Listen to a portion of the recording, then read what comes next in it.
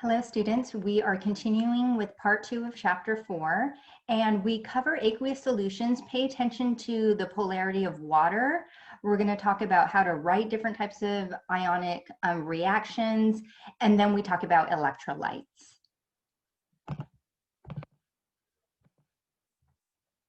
So water is such an amazing molecule because it is polar.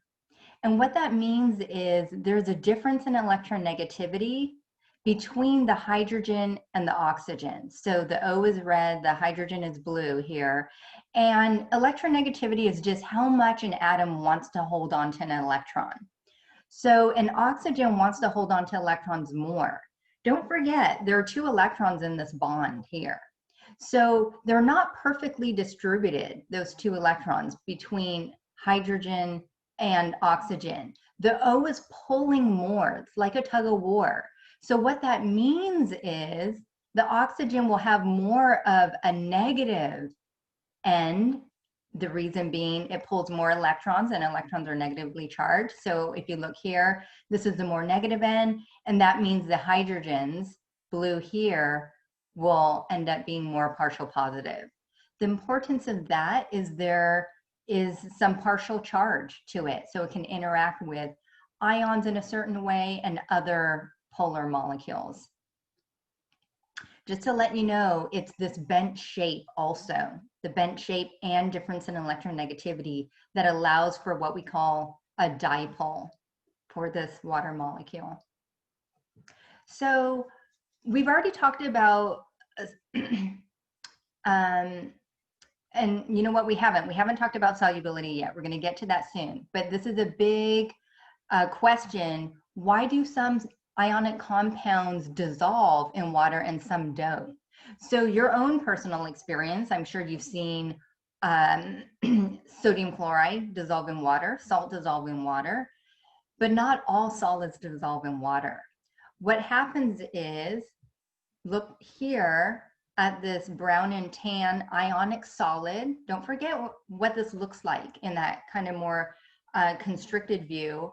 At that atomic level, you have this ordered array of alternating cations and anions for an ionic solid.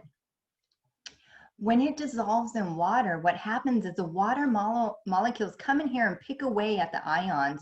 And what it effectively does is all these little water molecules here surrounds the ion.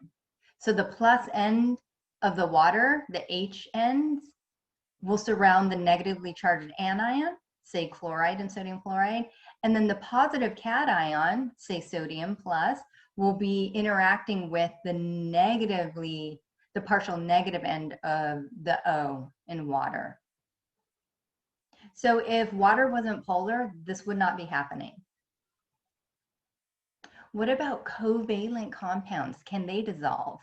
We know they can, because table sugar, sucrose, that dissolves in water, right? You can make a beverage, it'll dissolve. So you don't necessarily need ions or you don't need the compound to dissociate into ions, but you can still have this interacting with water molecules around this whole molecule. So let's look at this. This is ethanol. This is your alcohol that's in your drinking alcohol. Just to let you know, you see an OH, you've seen this before as hydroxide anion, but it's not hydroxide anion here because the rest of this is not a cation. The C will be bonded to an O, and you don't need to know the bonding right now, I'm just telling you. So this is all covalently bonded, no ions to give up. But if water comes here and surrounds it, it'll interact with some of these OHs because it's similar, has this partial positive and negative end. And you'll get this aqueous solution, which we denote with AQ. Aqueous just means dissolved in water, but there are no ions. There are a couple ways that we write equations for ionic reactions. We're going to move into ionic reactions and predicting products of ionic reactions. The first way is just everything intact. It's the molecular equation. So here you could see silver nitrate, sodium chromate, giving, and look at this, the cation swap. So now silver goes with the chromate here. and sodium goes with the nitrate here. You will be able to predict these formulas just by knowing the charges and balancing charges like we've done before in determining formulas. The second type of way to write an equation is just write everything in their ion form. Because something you need to realize is if something is soluble in water, like sodium chloride, it doesn't exist as solid NaCl in water. It exists as its ions, sodium cation and chloride anion. So in the same way, anything that's aqueous will be in the ion form. And anything that's an ion in water will be aqueous. The only thing here is silver chromate.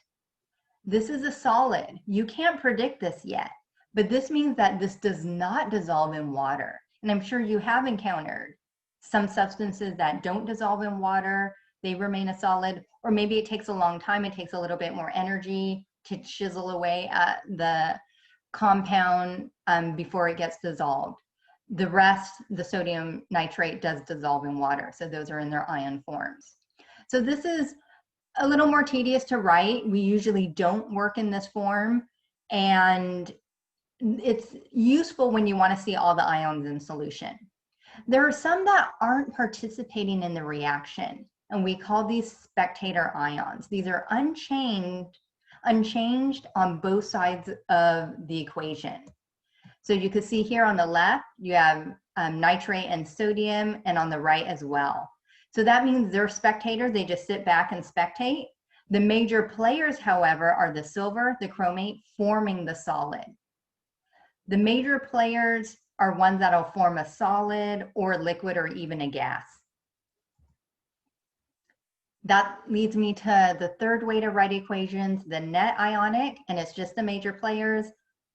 Basically, what I would do is just put whatever solid is present, or liquid or gas if that's present, and write what you need to make that.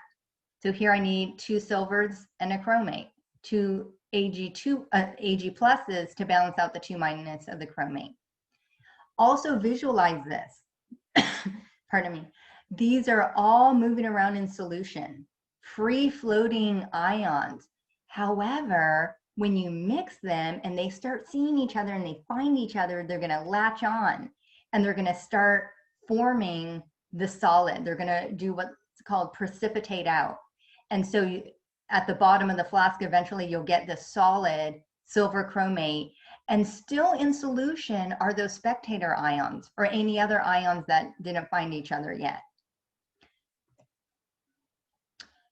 One other important piece is that ionic solutions are electrolytes. So you may have heard of electrolytes, thinking about Gatorade.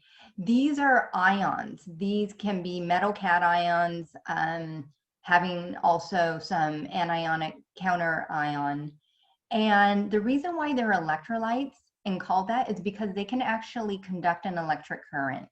So what conducts a current is the movement of ions. And what it creates is a flow of charged particles.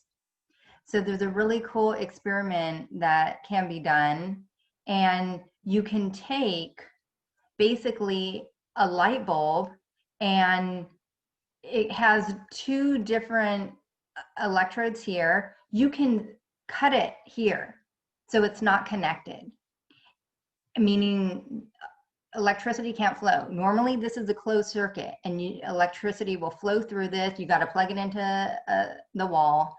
But if there's nothing that's going to connect this, like pure water is not an electrolyte, then the light bulb won't light up. However, if you have a salt solution, and this works, I've done it, you can immerse this in sodium chloride and it'll light up the light bulb. The reason is those charged particles will go in one direction towards a plus or minus electrode here. You do have to have the ions in solution. So if you had something like solid sodium chloride, this packed array, the ions can't move. They can't freely flow, so you cannot create a current. The light bulb won't light up. So what did we learn from that? And what can we learn? We can kind of separate electrolytes into strong, weak, or non-electrolytes. Strong electrolytes, I already showed, can light up a light bulb. These contain basically ions in solution, and their movement can create a current. So ionic solutions will do this, and what you'll learn is strong acids and bases as well, because we'll find out strong acids like HCl, when they're in water, they actually do separate out into their ions. So what you need to remember is strong electrolyte, you can have ions in solution. A weak electrolyte is something with very low concentrations of dissolved ions. If I did that light bulb experiment with tap water out of my faucet, that would only light up the light bulb a little teeny bit. The reason is the water out of my tap only has a little bit of dissolved ions. It's not totally pure distilled water though, so it's not a non-electrolyte. There's still a little bit in there. Weak acids and bases also. We'll find a weak acid only gives up a little bit of H+, for example, which defines an acid. And a non-electrolyte doesn't conduct an electric current, no dissolved ions. This is pure water. Most covalent compounds won't do it. And also any ionic solid, like we saw, solid sodium chloride. Okay, I'm going to end here and we'll continue more with precipitations next time.